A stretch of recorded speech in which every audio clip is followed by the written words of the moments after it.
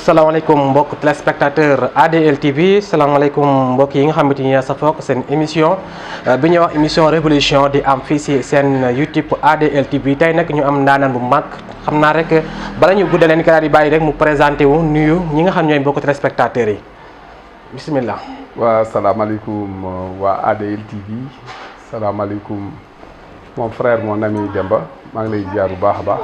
di wax ni tey yaa ngi dalal ku naan Mamadou Moustapha Seck di un responsable politique fii ci biir Louga rawatina fii ci biir Algérie ñu nekk fii yàgg nekk ci langue politique certes ay gone lan mais ñu yàgg ci langue politique di ci liggéey ànd seeg tamit ay femmes yu brave souvent ñu leen di wax les amazones de Algérie suñuy maman lan suñuy tante lan suñuy yaay lan ñu ànd di liggéey encore de plus tamit ànd ak la jeunesse de Algérie parce que y a pas mal de structures yoo xam ne ñoo ngi fii biir Algérie yi si ëpp ñu bu waxuñu bu dul yëpp yi si ëpp ñoo leen jiite te suñuy frère lañ ci àndal ñu ciy liggéey mais généralement ñu bëri buñ gisee Tafa Seck rek dañ naan mooy borom jigéen ñi mais tamit am na ñoo samay rakk nag yoo xam ne ni maa ngi ànd ak ñoom ñuy liggéey depuis longtemps ba tey jii fii ma toll ñoom ñoo ma fa yóbbu. jërëjëf sëñ Moustapha comme ni nga ko waxee lu am solo la ñu ñëw suñu premier laaj rek sa jaar-jaar politique lan nga ñu ci mën a tënkal ban ni nga def ba rejoindre ministre Moustapha Diop. waaw sama jaar-jaaru politique de moom xam naa ni dara ma neex loolu ma wax ci parce que maa ngi commencé politique 2009 2010 si je me trompe pas boobu politique melagul nii boobu pratiquement. dañuy soog a rejoindre le camp de l'actuel président de la République Macky Sall mu quitté PDS génn dem ak Dekkil Ngor si je me trompe pas du nom ñu àndoon ak tamit notre frère notre oncle Amadou Béry Sylla dañ njëkk a ànd di politique jamono jooju permanence bi ñu amoon Pantera la rek ñu ngi nekkoon fii en face place civique fa lañ daan defee les réunions tous les mercredis mais boobu xale lan mais tamit mu jaraloo ñu chaque mercredi dañ daan quitter suñu village ñëw fii pour fekkee assister réunion politique après delluwaat parce que boobu j'étais en service à Coliféew un village qui se situait à 7 kilomètres de Ndam avec la route te dama daan ñëw dama daan delluwaat pour wan la ni jamono jooju xale lan mais amoon nañ engagement politique engagement boobu tamit dafa fekk ñu bëgg ko parce que ñun dañoo judd ci famille socialiste mais tamit ma màgg ak koo xam ne nii tamit c'était l'ami intime du président de la République Macky Sall. mu woo ma depuis de Dakar boole woon ma ak Amadou Béry Sylla ñu ànd di liggéey te li taxoon tamit ma choisir dem ci camp boobu tamit dafa fekkoon boobu tamit muy parti buy soog a juddu ma xool ni jamono jooju PDS mi ngi fi. suñu papa yi suñu maam yi suñu yaay ñoo fi nekkoon ak suñu grand yi socialiste ñu xam ni c'est un parti boo xam ne nii ça date depuis très très longtemps ñuy ndaw di dugg am benn gis-gis bëgg a def politique pour servir notre nation ñu ni léegi pourquoi pas léegi comme ñun ay gone lan ñu dugg ci parti bi nga xam ne nii il vient de naître ñu ànd ci ba nga xam ne nii danañ ci am un mot à dire parce que boo fekkee ñu tabax ba pare ba bâtiment bi jug dañuy yaakaar ni suñu wax du ci bari. loolu moo taxoon ñu choisir camp boobu. mu nekkoon camp wu APR. nekkoon Dekkil Ngor ci jamono jooju noonu ñu ànd ci doon liggéey ak Amadou Béry Sylla ba yàlla mi dara tëwul ñu jëbaloon digtaloon en 2013 muy élection locale yi nga xam moo waroon am. kilifa gi ma amoon tamit mu boole woon maag Amadou Béry Sylla même kilifa googu tamit moo amaat beneen gis-gis mais avant loolu tamit fekk na tamit nit ñi xam nañ ni Amadou Béry bëgg na lool parce que tamit moo ko yenn woon mais tamit ñun ñi nekkoon ci parti bi boobu moment boobu sori nañ ci biir parti bi parce que boobu période boobu fekk na ñoo ngi ci réseau des enseignants ñoo ngi ci réseau des cadres kon nekkatul un membre à part entier un simple membre du parti boobu sori nañ ci jamono jooju tamit le ministre maire Moustapha Diop daal di ñëw ñu boole ma ak moom tamit sans aucune condition sans aucune condition gisantiwuñ sax liggéeyal naa ko lu ëpp ñetti weer te mosuma ko gis mosuñu déggante téléphone parce que man noonu laa mel man dama am kilifa te kilifa moo ne ma jàppale ko bi may jug di ko jàppale tamit aw ma ci woon benn demi mesure xaaruma ci lenn moment boobu tamit ñu convoqué ñu des réunions boobu buñ daan réunir pratiquement dañ daan làqatu rek di réunion parce que fi ñu daan wax pàkk ganaar bi mooy ci wetu banque CMS bi am na benn restaurant bu nekk foofu noonu foofu lañ daan réunir mais si loolu tamit may profité si loolu di defal beral mention tamit à monsieur Ismaïla Mbengue Fall lu mu am ci parti bi jar na ko monsieur Laxbous Diakhaté la même chose lu mu ci am jar na ko parce que ñoo nekkoon pratiquement c'était le réseau des enseignants l'ancien réseau des enseignants ñoo jugoon porter la candidature du ministre maire Moustapha Diop ñoo ko porté woon c'était seul le réseau boo xoolee période boobu noonu ñoom sunu tonton Mbéri Sylla ñoom Mama Thiara ñoom docteur Lo pas mal d'autres responsables ñoom Kan Bay ñoom Sidi Diallo ñun ñëpp danoo xawoon na siisu féetewoo kaawu Mbéri le réseau daal di dagg en deux ñun ñu dem porter la candidature du ministre maire Moustapha Diop ñu ciy liggéey nag doon ci liggéey bu am solo comme xam nga ni ñun ay jàngalekat lan monsieur Ismaïla Mbengue Fall ni ñu woon un enseignant pour 25 personnes ñu jox ñu ay fiches ñu ñëw dugg remplir biñ paree loolu noonu après ñu delluwaat ñu ni ñu il faut que ñu convoquer ces 25 personnes là chacun va chercher d'autres 25 personnes c'était comme ça doon dañ commencé woon di massifier le camp du ministre maire Moustapha Diop mais li jiitu loolu tamit ñun bi ñuy dugg ci APR en 2011 dañu joxoon ay fiches pour ñu remplir 100 personnes ma dugg fii ci koñ bi tamit si loolu ma ci beral cant ak ngërëm tamit un ami un frère muy monsieur Ngagne Diop pratiquement ci jamono jooju noonu ñoo daan ànd di def ay porte à porte di dugg ci koñ bi pour remplir fiche yooyu nga xam joxoon nañu ko tamit ci jamono jooju tamit la ñu sunu koñ tamit jox bopp tamit ànd ak ñun tamit di liggéey ak ñun liggéey bu am solo depuis ban ni ma waaw ba léegi tamit waxuñu ma déet macha allah te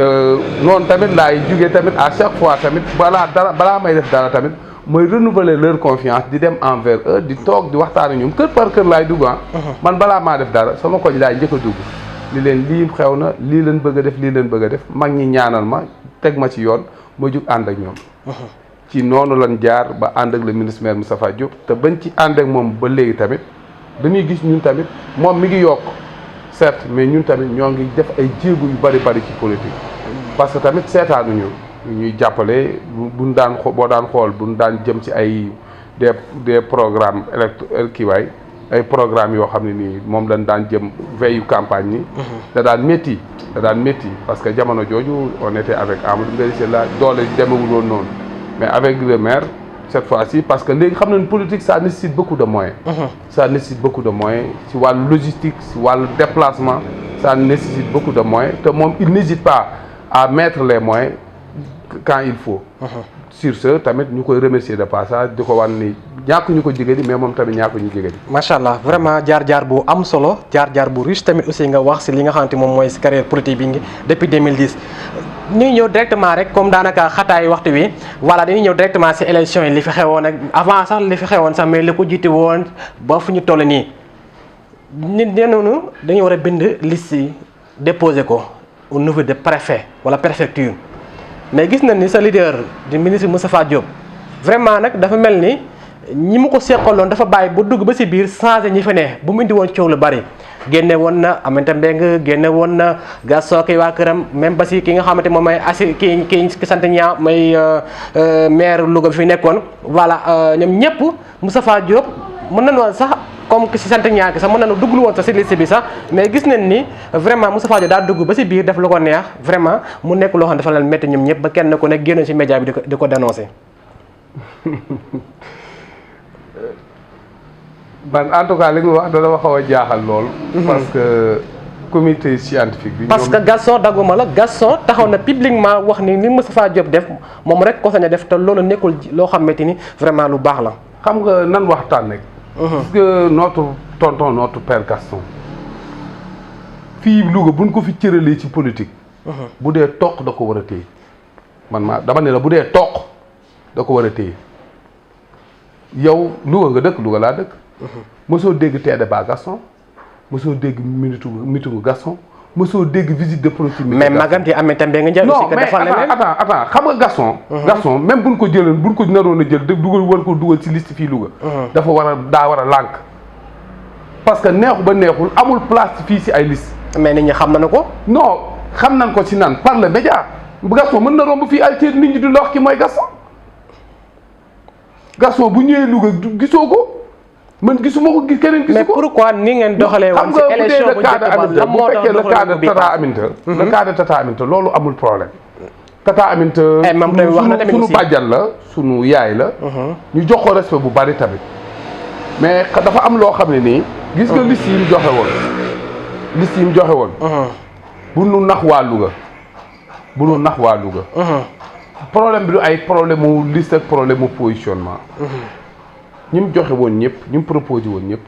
boo xoolee bu ñëpp duggul ñi si duggul tuuti la. problème bi problème mu positionnement la que maire Rokhaya Diaw nan ko def tête de liste majoritaire la te ma yaakaar ni maire Rokhaya bu fekkee dañ ko juuti cëral ba pare. parce que bul fàtte ni biñ leen defee député le ministre moom Amadou Mbéry Sylla le titulaire c'était le ministre maire Moustapha Diop. moo ñëw xaarul ci ñoom mooy xaarul ci ñoom dara porter leur candidature battre campagne ba yàlla def jàmm mu retiré wu bàyyi leen ñu jàmm ñuy jëm kon kooku bi mu cëram jotee danoo jug ñun ñëpp ñu jàpp ci ba yàlla def mu jàll pardon rek kon tey jii bu ñëwaatee maire Thioro Ndiaye Diong mais bu fekkee ci compétence wala muy ci dayuwaay mais maire Rokhaya ëpp ko Louga te dafa quitté parti ci elle était la première dame du parti démocratique pour le Sénégal. Et pourtant bi mu ñëwee boobu ba léegi c'est en condition dem na président recevoir na ko ñu toog waxtaan mun ko naa la jàppale Louga boobu ba léegi mu toog fi war a toog musta laaj musta def dara. kon bu ñu demee ba war koo jagle ko ni ko tey jii kat si liste proportionnelle bi kat yow yaa koy jiitu. ñu jël maire Rokhaya Diaw ni Aminata doon wax naan moo war a jiitu sinon ñoom dinañ génn et ce qui mu nekk lu anormal ñu def ñun mais Aminata woo nangu ak parti socialiste ni mu toll. benn nit mën a occuper 2 places mën a nekk ci liste communale mën a nekk ci liste départementale bi dama yaakaar ni loolu mooy li ñaaw. loolu mooy li jaadoo dugub. est-ce que dëgguma la mais est-ce que loolu la président Macky Sall xam ba tax mu créé liste parallèle fi ci Louga jël Mamour Diallo mu concurré ak ki nga xamante mooy mooy monsieur le maire Moustapha Diop pour tamit nekk ñi nga xam ne dina bañ a ànd ak Moustapha Diop comme ténor yooyu ki ci mel ne ay ñoom Aminata Mbengue Ndiaye ak ñi nga xamante ni ñoom ñooy ñi ci ñoom ñëpp mën a dem rejoindre Mamour Diallo ndax tamit loolu fas na si parce que quand Moustapha Diop xam nañ ni caay-caay gu nekk si ma bu duggee si biir mën naa changer liste bi comme ni mu ko neexee. loolu la waral ñu daal di valider ki nga xamante moom mooy liste bu Mamour Diallo pour que ténor yooyu mën a dem rejoindre directement. non retirer le mot caay-caay ci le ministre. non c'est-à-dire que noonu la ko terme yi nit ñi di ko waxee rek. parce que dafa am xarañte aussi nit ñi di loolu xam nga bu ñuy demee bay wax leneen bay wax caay-caay wala leneen. dama jàpp ni ki nga xam ne nii da nga jël say nit bien avant ñuy defal liste yi. waaw jël say nit. lu mat ay 14 personnes yóbbu ci liste Mamour Diallo jël seen nit lu mat ay plus de 10 personnes yóbbu ci liste départementale bi ci Amadou Mbéry Sylla proposé plus de 30 personnes nga dugal ko ci liste communale bi. bu caay-caay amee kooku ñoo def caay-caay ba pare pour walla ñooñu ils étaient prêts à sortir à n'importe quel moment. ñoom. li ma lay wax xoolal vérifier liste yi. dawal nañ seen i nit ci liste Mamour Diallo. dawal seeni nit ci liste départementale bi du proposé ñu loo xam ne nii. mais ñoom loolu weddi nañ ko ñoom. non mais je peux bien vous montrer les listes maa ngi moom j'ai les archives lu yóbbu Rokhaya Diaw département yóbbu ko communal. et pas mal d'autres personnes lu leen yóbbu ci liste Mamour Diallo di wax ni kon ñoom liñ doon def danoo ŋarale. te gis nga Olof Ndiaye da koy wax xoola kiiwaay li ñuy wax naan benn kiiwaay. ñetti jaar kenn mënu leen a jàppandoo. benn rek ngay jàpp kon ma lay wax ni ñoom li ñu def loolu moo ñàkk sérieux di. mais est-ce parce que dama jàpp ni xool te beneen bi si topp nga ni loolu moo tax le président def ay liste parallèle. mais dafa mel ni le président doguma dafa mel le président dafa ñàkk a wóolu Moustapha Diop ministre maire. ndax tamit loolu lay xaw a nuru rek. waaw merci bu fekkee wóoluwu ko woon. Tafa a confirmé son leadership ici à Louga. parce que vu l'opposition. ñoom Aminata ñoom ñëpp boo dajale woon li ñu am yëpp Tafa dafa leen di battre. avec 51%. ce qui n'est pas évident dans les autres régions. kon di wax ni bu fekkoon da ko ñàkk wóolu si li mu ko doon wax Lougaam la te cette fois-ci wan nañu ko Lougaam la beneen bi si topp Mamour dafa yor mouvement man jeune bu gisuma ni ay président moo ko yónni wala loolu te ma gën a ñaawluwaat leneen dama yaakaar ni parti socialiste. ce n'est pas un parti boo xam ne ni dafa war di dem di rejoindre benn mouvement boo xam si au niveau local la existé. loolu dafay wane ne daf leen gars yi dañ leen maire rek. non du question maire xam nga lan la non dañoo bëggoon sunu defar la ñuy. Aminata Mbengue bi àndoon yéen. non li ko jiitu woon tey mu xëy suba war leen gannaaw. non wuyu ma dafa am loo xam ne danaa la ko leeral. ñoom li nu bëggoon suñu borom moo leen ko nangulul xam nga lu ñu bëggoon. mooy proposer Tafa Diop un certain nombre de conseils boo xam ne nii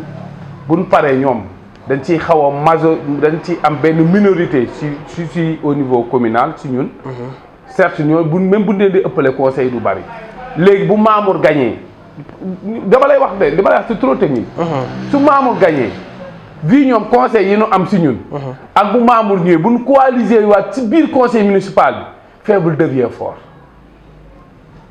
mais heureusement que tamit ñu teel a comprendre loolu. ay ndaw lan politique mais tamit suñu borom may nañu xel yu naaj te buñ leen ko nangu lool.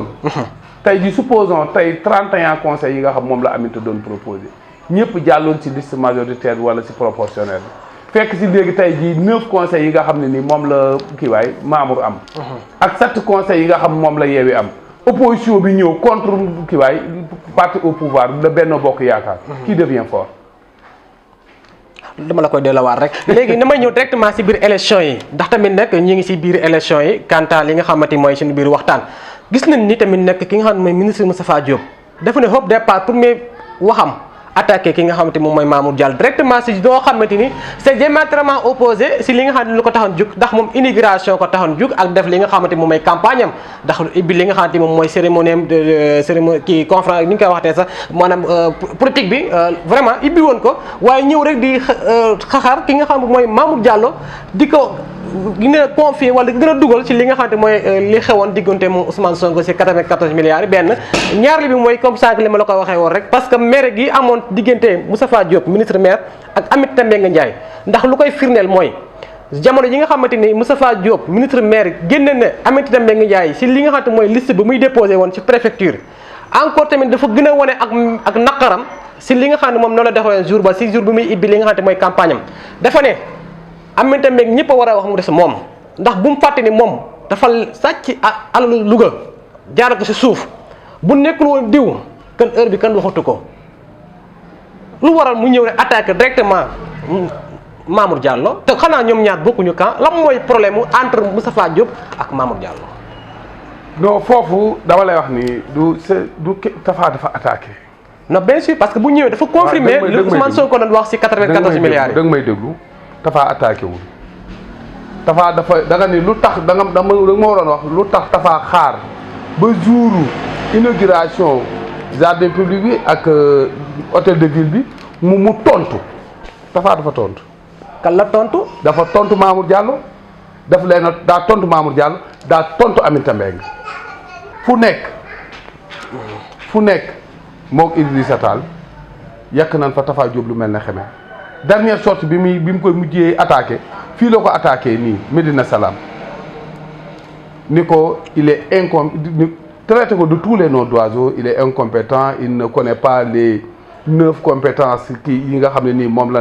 lan adressé ak moom lañu jagleel mairie bi. xoolal lu ko neex mu wax ko. Gaston dem ci télé bi wax yàq Tafa Diop lu ko neex.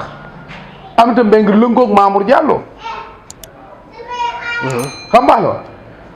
def li mu def jël partem tasaare ko jël leen ñu rejoindre feneen bul fàtte ni bi ñuy départ campagne bi fekk na Aminata Mbengue génn ak ay nitam mais il était temps nag mu tontu leen dafa tontu. attaqué. daf leen a tontu parce que xam nga ñun xamuñu ko dóor. parce que tamit xamuñu ko dóor ko fayu leen xam. xam baax la. peut-être tontu bi parce que li naan xamal li ngay wax mais bul xam lu lay tontu peut-être tontu bi moo xaw a sévère moo xaw a diis xam baax la. parce que nit tamit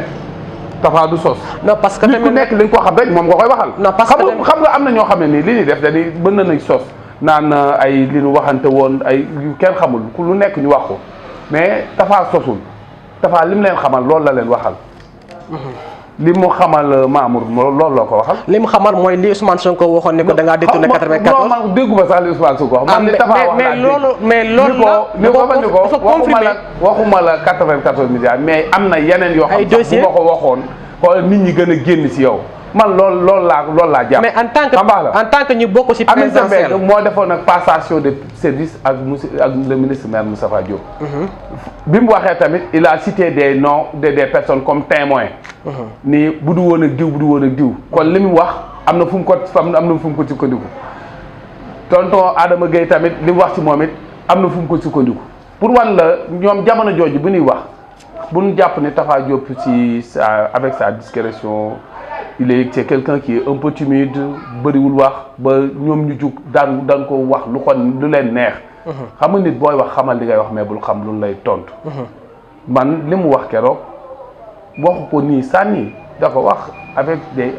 jël des témoins à l'appui. léegi kon loolu. waaw te ñoom tamit boobu ba léegi tamit déggoo ci kenn ku ci waxaat de. waaw mais dafa mel ni. déggoo ci kenn ku ci waxaat dafa mel ni lii Moustapha Diop di waxal Mamour Diallo si affaire dossier 94 yeeg ak yeneen dossiers yoo xam ne da koo xamal mais Moustapha Diop ministre maire dafa mel ni suñu ko woon ne ko si yoon ne ko kaay nga ñëw leeral li nga waxoon keroog dafa mel ne moom dana mën a génne ay argument ay mbir yu dëgër yu wane ni li ñu tubaab Mamour Diallo lu am la. non loolu. mais oui comme li ma la voilà ñoom bi ñu waree wax. waaw bi ñuy attaqué le ministre. ñoo ngi ko doon attaqué ni mu leen neexee. mais est-ce que Moustapha Diop ministre maire noonu la war a tontoo. non xam nga bul fàtte ni jour boobu la campagne bi tijji. waaw xam baax la ñoom bi ñu koy wax danoo ça fait combien d'années ñoom ñu téye deru Tapha Diop di ci wax ku ci nekk di wax lu la neex Gaston dem ba ci télé bi ñuy wax lu leen neex comploté ko xale la ñu comploté ko xam baax la parce que nag bul fàtte ni dafa am loo xam ne nii ñoom ñëpp du ku mel ne ay Aminata ak les anciens maires ñun suñu papa Mañang ak yooyu noonu am na loo xam du leen neex parce que ñun ba ñuy judd fi leen fekk dëkk bi ñoom ñu yor ko suñu papa yi suñu yaay yi wóolu leen dénk leen ba fii ñu toll nii defuñu fi rien dara lu spécial loo xam ne nii mën nañ du ko xool naan lii de bu ma ko gisee rek sama xel ci Aminata lay dem wala lii su ma gisee si sama xel ci Aminata Mbengue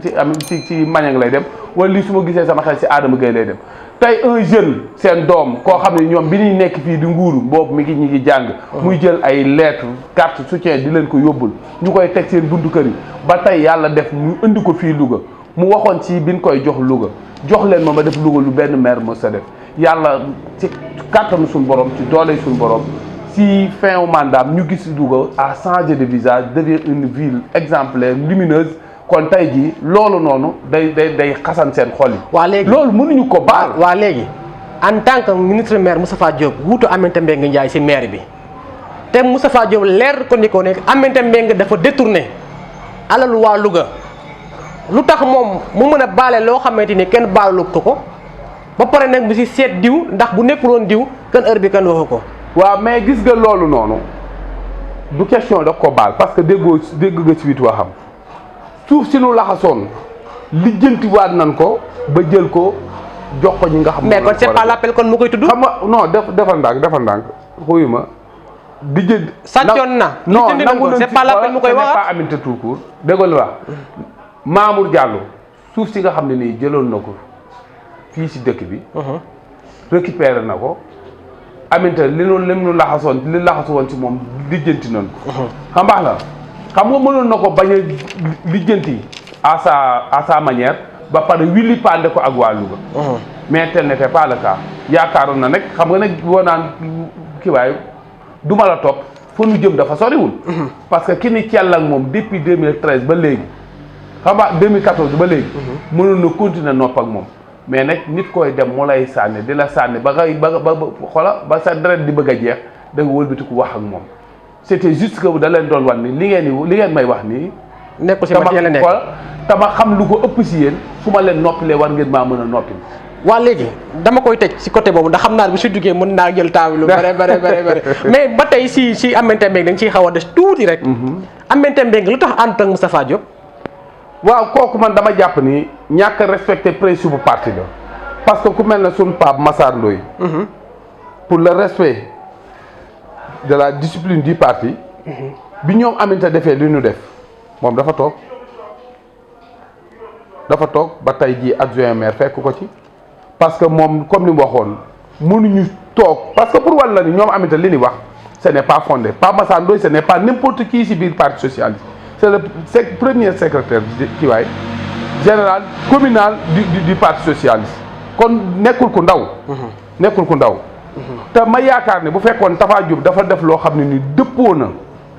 ak li nga xam ne ni moom la parti bi waxoon wala dëppoo na ak li nga xam moom la coalition bi waxoon Pape Massar Ndoye amul lu ko Tafa Diop mën a lu fees bëtam kon bu fekkee ñoom Aminata def mu njëkk a génn def sorti ni leen moom li mu waxoon ak Tafa Diop li nu waxoon ba léegi il voit que ni Tafa mi ngi si loolu ba léegi dindiwu si dara te moom mënta concevoir parti lu toll ne parti socialiste ak ni mu toll nga xam au niveau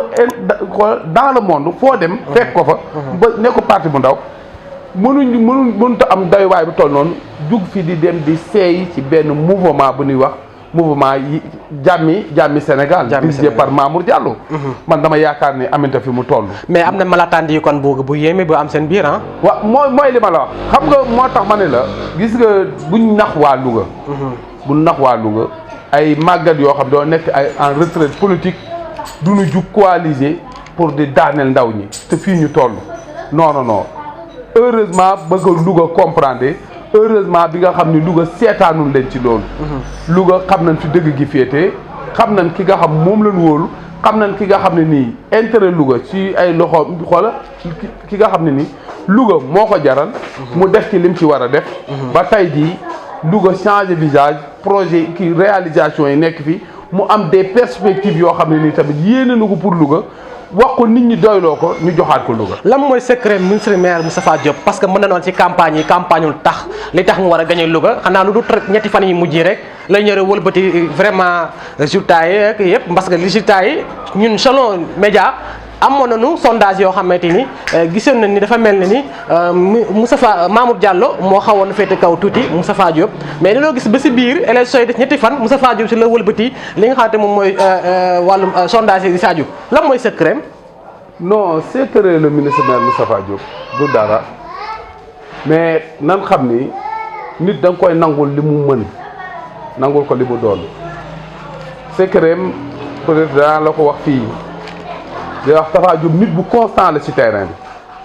il n'est pas comme les autres Aminata Mbengue 2014 ba ñu fi jugee ba léegi doo ma wax ne meeting bii la fi def moo def déplacement bii ci koñ bii dégg nga Aminata fii wala dégg nga Aminata fee ne amul bu fekkee am na nga wax ma ko man yëguma ko fenn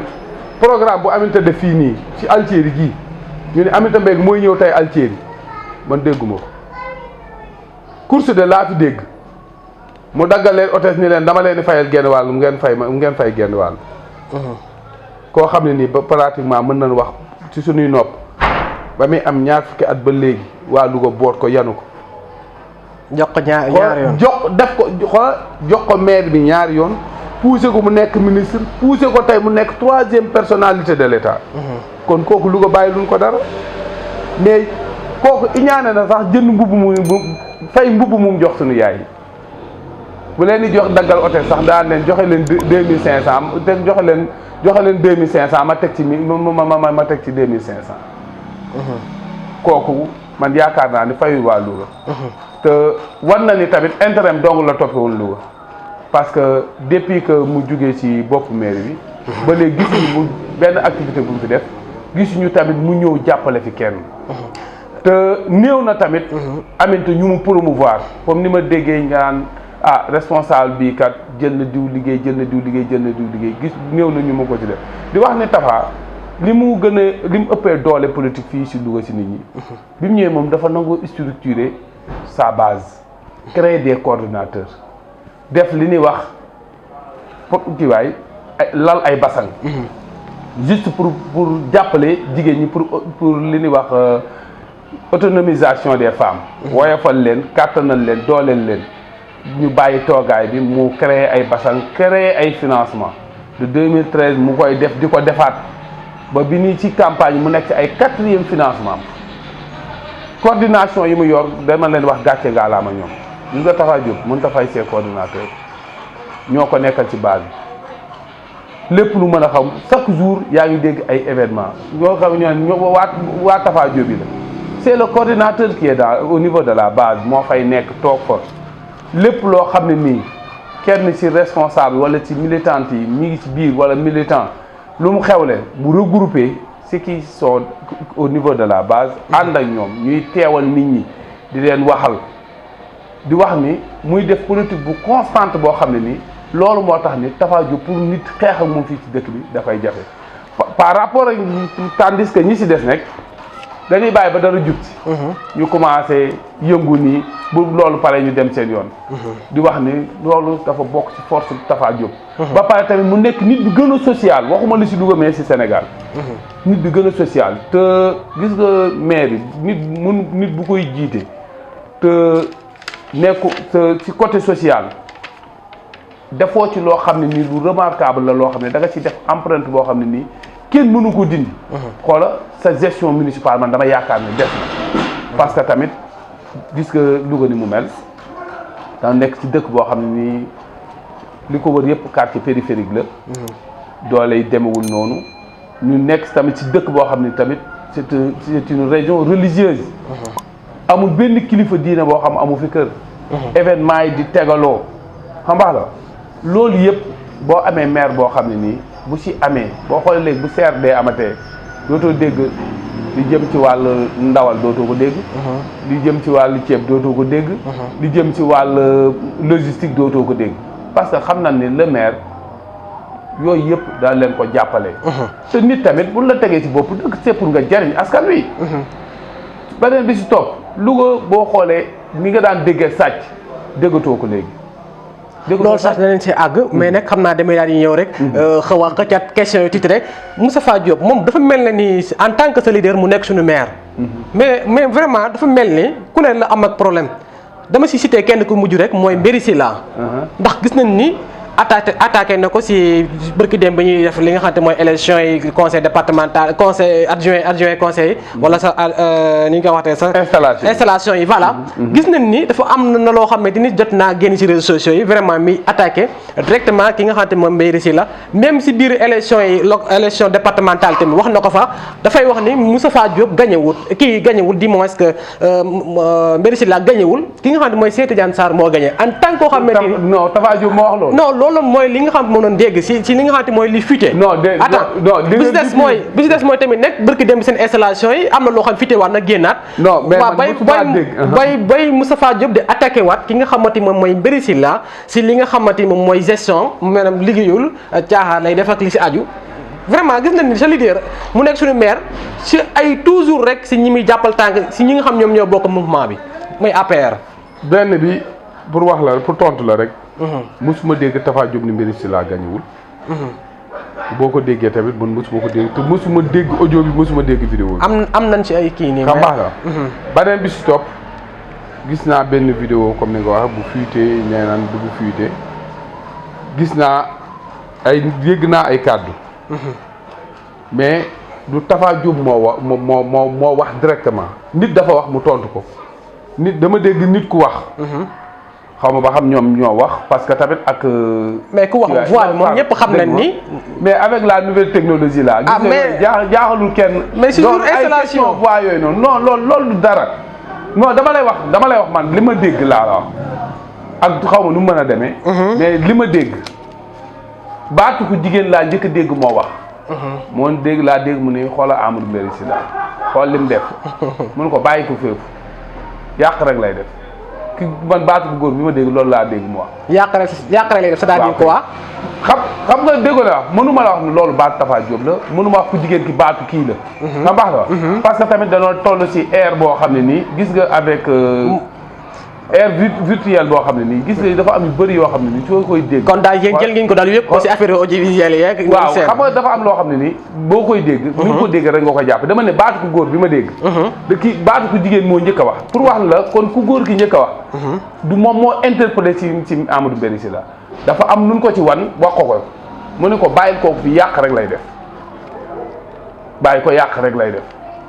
parce que am na ko interpellé ci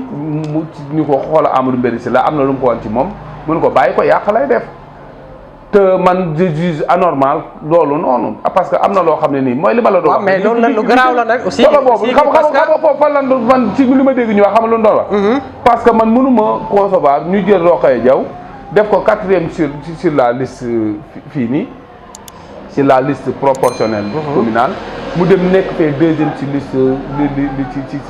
ci liste ci liste kii département bi xam nga loolu nit bu ko defee rek mi ngi lay jaxaseeg ay doomu aadama bu ko defee mi ngi lay jaxaseeg ay doomu aadama. voilà wax nga ba génn si pour fexe ragal lii ki nga xamante mooy sa leader Moustapha Diop nekk suñu maire fii si diwaanu Louga dañuy ñëw rek noo gisee élection yi ginnaaw bi nga xamante ni vraiment gis nañ ni ñu bari contrecarré Moustapha Diop terewul tamit moom mu jëleen gagné si li nga xamante mooy élection yi nan nga ko gisee noo ko analyser. waaw ni ma ko analyser d'abord may remercier waa Louga yëpp militants sympathisants Benno Bokk Yaakaar ak di ministre maire Moustapha Diop yëpp maa ngi leen di sant di leen gërëm di jiital ci nu sant beeg gërëm bi tamit suñu kilifa diine yi parce que gis nañ ni ñëpp ñaanal nañu waxuñu ñaanal lu ñëpp mais ñëpp su seeni ñaan ci ñun yegsi na. te dem nañ taxaw nañ fenn fu ci nekk nag te yaakaar naa li nu def la ñëpp def mais kon bu nu rawantee rek ñaan a ngi si kon di leen sant bu baax di leen gërëm di wax ñaan suñu borom gën leen fi yàggal. di wax ni Louga dañoo renouveler seen confiance ci le ministre maire Moustapha Diop ma lay wax rek comme ni ma la waxoon sànq ne la dafa nekk nit bu am njariñ ci Louga waxuñu ko ay waxi politicien rek. dañoo nekk ndaw nekk fi li mu waxoon tamit suñu borom kàttanal ko mu def ko que ni nan ko jox Louga mu def lu fi maire mës a def te durant son mandat ñun ñëpp. réew mi ñëpp xam ne Louga a changé. te loolu dong lañ doon xaar ci maire que dëkk bi na set dëkk bi na leer xam baax la wax assainissement na fi am mu dolli ci def pas mal ki waay d'infrastructure yoo xam ne nii ay changer bâtiment administratif bu mairie bi place civique bi boo gisee ñu dund kaan ni ñu ko dundee ren place civique bi joué na ci rôle bu yaatu. voilà ñu ñëw si ba tey si loolu rek comme ni ñu ko waxee bii mooy dernier mandat wala day laajaat. non nous espérons xam nga rek li ma la wax ñun xam nga nit. mais 2 mandats doy na si pour man parce que normalement ñi ñu tënkee nit ki si président pour man mu war a am ñaari mandat consécutif pour man noonu la war a mën a nekkee ci maire. waaw mais Moustapha Diop nag vraiment nag xanaa nag yéenam nag wartu nekk sax si maire bi nag xanaa nag war naa nekk ambition bokk na si mu nekk mu jiite Sénégal waaw loolu bu fekkee ni président dañ constitution bi da ko tënk si. aucun maire n'a le droit de faire plus de 2 mandats.